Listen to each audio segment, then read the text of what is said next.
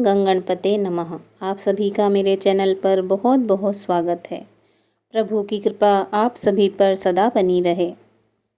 इस वीडियो में हम अमर सुहाग की कहानी सुनेंगे। 12 महीने सुने जाने वाली अखंड सौभाग्य की कहानी। एक ब्राह्मण और ब्राह्मणी थे। उनके 5 बेटियां थीं। पांचों बेटियां विधि विधान से देवादिदेव महादेव व माता पार्वती का विधि पूर्वक पूजन कर अमर सुहाग की कथा सुनती थी। पूजा के समय चारों बेटियां दीपक जलाती तो पूजा पूर्ण होने तक उनका दीपक जलता रहता, परंतु 5वीं बेटी का दीपक कहानी सुनने से पहले ही बढ़ जाता था। यह देखकर 5वीं बेटी को चिंता होने लगी। सभी बहनों का दीपक तो जलता है, मेरा दीपक क्यों बढ़ जाता है। एक दिन 5वीं बेटी ने घर जाकर माँ को सारी बात बताई। तब माँ ने कहा, बेटा इसमें चिंता की कोई बात नहीं है, कल से तू दीपक में घी अधिक डालना। बेटी ऐसा ही करने लगी। कुछ समय पश्चात ब्राह्मण ने 5 बेटियों का विवाह कर दिया। चारों बेटियों के घर में अन्न धन के भंडार भरे थे, परंतु 5वीं बेटी की आर्थिक स्थिति थोड़ी कमजोर थी। उसका पति जंगल से लकड़ी काट कर लाकर घर चलाता था, परंतु 5वीं बेटी संतोषी वह बहुत समझदार थी, कभी किसी से शिकायत नहीं करती थी। विवाह के बाद भी महादेव और माता पार्वती का पूजन करती थी। एक दिन उसका पति कम लकड़ियां लेकर आया तो उसने पूछा, क्या हुआ, आज कम लकड़ियां लाए हो?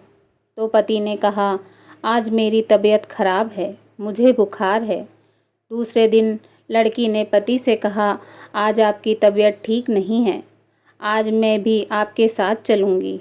उसने सास ससुर से आज्ञा ली और पति के साथ चल पड़ी। जंगल में पति की तबीयत खराब हो गई और पति की मृत्यु हो गई।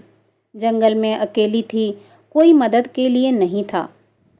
पति का सिर गोद में रखकर विलाप करने लगी। रोते रोते शिव जी और माता पार्वती जी को पुकारने लगी, हे महादेव, हे माता पार्वती, मैंने सदैव आपका ध्यान पूजन किया है, आपके सिवा मेरा कोई नहीं है। मैं घर जाकर अपने बूढ़े सास ससुर को क्या कहूँगी। लड़की का विलाप और सच्ची भक्ति देखकर माता पार्वती ने कहा, हे प्राणनाथ, इस निर्जन जंगल में हमें कौन पुकार रहा है, हमें उसकी रक्षा करनी चाहिए। माता पार्वती ने पूछा, लड़की क्या हुआ है, तुम क्यों रो रही हो? तब लड़की ने सारी बात बताई और देवादिदेव महादेव और माता पार्वती जी के चरण पकड़ लिए और विनती करने लगी। उसकी पूजा भक्ति से प्रसन्न होकर माता पार्वती और भगवान महादेव ने उसके पति को जीवन दान दिया और आशीर्वाद दिया कि जो कोई भी सुहागन स्त्री श्रद्धा भक्ति के साथ शिव पार्वती जी का पूजन कर अमर सुहाग की कथा सुनेगी, वह सदैव अखंड सौभाग्यवती रहेगी। उसे सुख संपत्ति प्राप्त होगी और उसके अन्न धन के भंडारे भरे रहेंगे।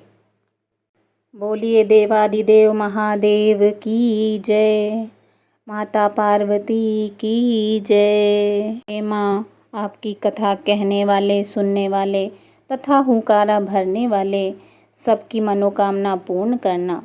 सभी सौभाग्यवती स्त्री को अखंड सौभाग्यवती होने का आशीर्वाद देना। आपकी जय हो माँ।